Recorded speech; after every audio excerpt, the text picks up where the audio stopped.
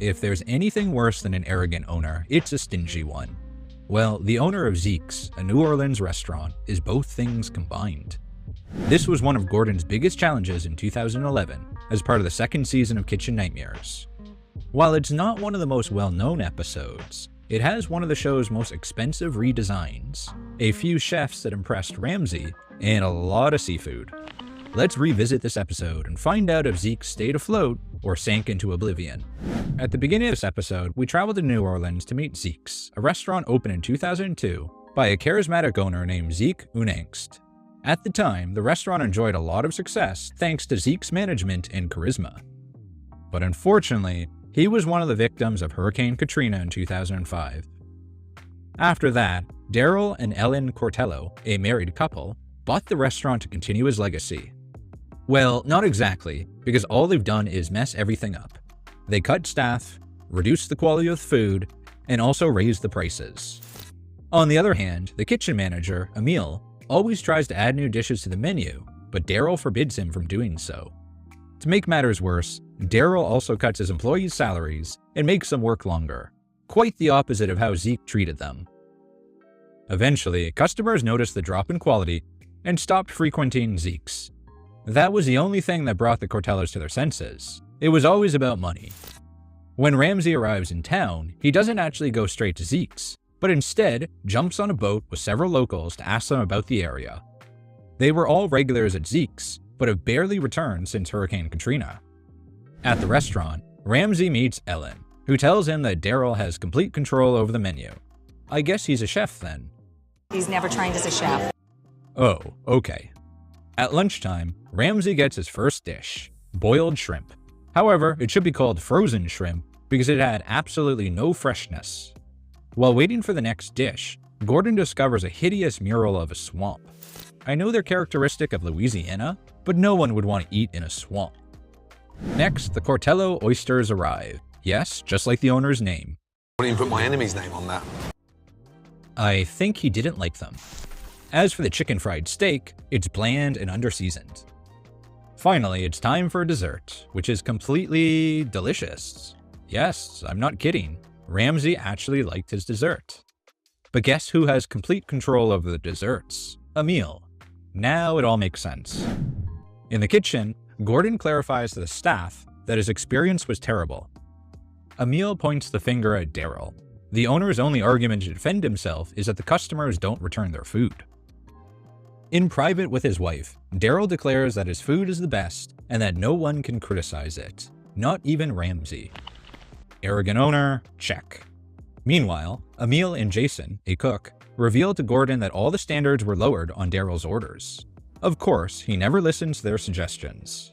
We have only two options, Chef Ramsay or God. And the second one is a little busy. That night, the restaurant is packed for the first time in a long time, thanks to Gordon's presence. Instead of taking advantage of that, Darryl obstructs the delivery of the dishes, leaving them in the kitchen until the cooks complete all the orders. I've seen incompetent owners, but this is another level. Ellen is not cooperating either, as she is in the dining room quietly watching her customers waiting for an eternity.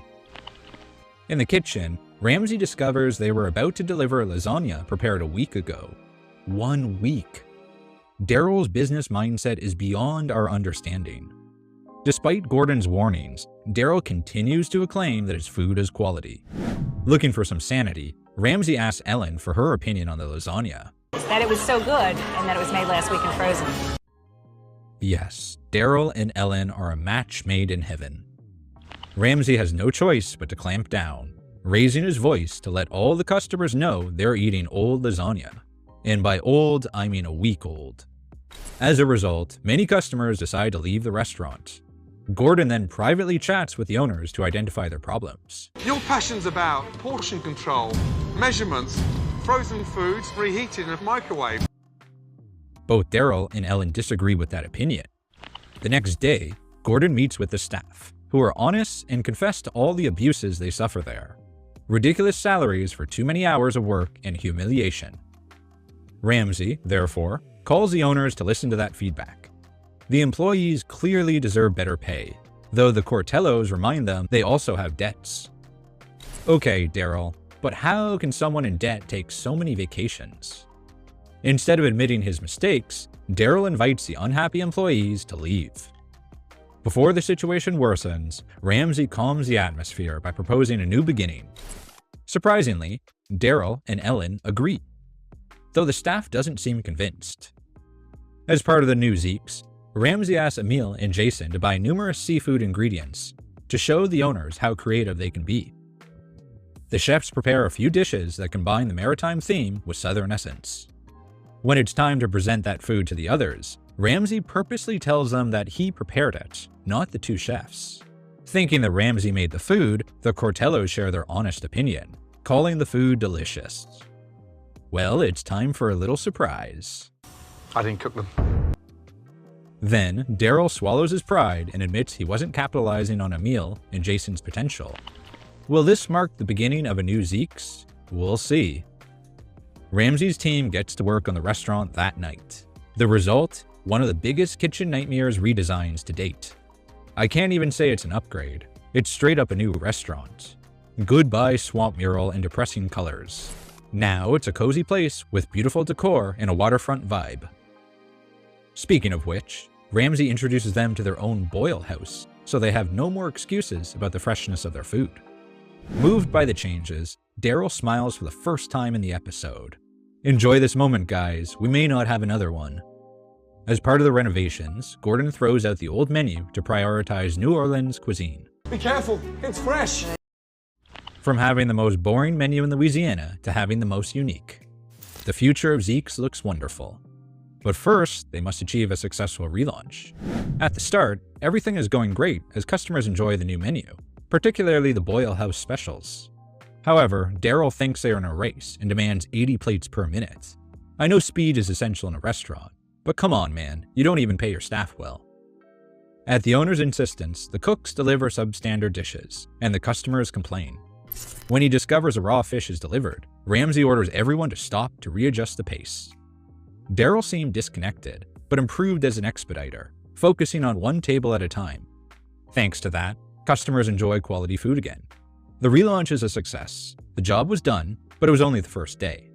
So Ramsay bids farewell to the owners. Oh look, a second smile from Darryl. How touching. But was that enough to keep Zekes afloat in the turbulent waters of the restaurant business? What happened to Zekes after the episode aired? The restaurant enjoyed popularity in the next few weeks after Gordon's visit, thanks to a Fox 8 report. Plus, the Cortellos have made sure to keep employee morale high. On Yelp, the restaurant is rated 3.5 stars based on 28 reviews. Not the best numbers, but the reviews after Gordon's visit are positive. The food isn't necessarily great, but the customer service has received a lot of praise. What a wonderful dining experience every time I visit. The owner, Darryl, stopped by to greet me by name. Nice touch. Although it's a big restaurant, it still has a family restaurant feel. The food is great, and the atmosphere is comfortable. Not bad, Darryl, not bad at all.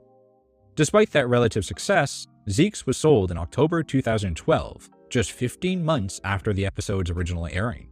There was no official explanation from the Cortellos. Since then, the location has been occupied by Porter's and Luke's, a restaurant focused on seafood, chicken, with an Italian twist. Porter and Luke's has 3.5 stars on Yelp, and generally speaking mixed reviews. What happened to the Cortellos? Though they did not explain why they closed their restaurant, we can find some information on the comments on reality TV updates.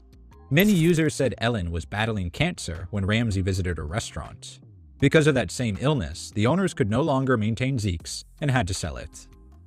Fortunately, Ellen won her battle with cancer in 2016. In celebration, the Cortellos opened a second restaurant called Luca Eats on South Carrollton Avenue in New Orleans. We wanted to start a restaurant that would allow us to be close to the food, the people, and the neighborhood we serve, because that's what really matters. Everything we do reflects this. Our small menu sticks to the food that we're best at making and that our customers will love. They redeemed themselves with this place, which has an excellent 4.6 star rating on Yelp based on 186 reviews. That's pretty good. Luca Eats' specialty is breakfast, coffee, and classic American food. They moved away from seafood, and the place is much smaller than Zeke's, which seems to work well for them. The reviews praise everything from the food to the decor. Knowing about Ellen's illness, it's understandable that they weren't entirely focused on Zeke's at the time. Of course, that doesn't justify the poor treatment of the staff. In short, Zeke's was a failure for the Cortellos, but not for their professional careers. And as for their personal lives, they seem happy together. But we're not at the end yet. What happened to Emile and Jason? According to his LinkedIn profile, Emile is a manager at Creole Cuisine Restaurant Concepts in New Orleans. He is also the director of food and beverage at Hotel Indigo, also located in Louisiana. Emile is quite active on his Twitter account, although it's primarily political content. And well, that's a whole nother topic right there. As for Jason, I couldn't find any information on him.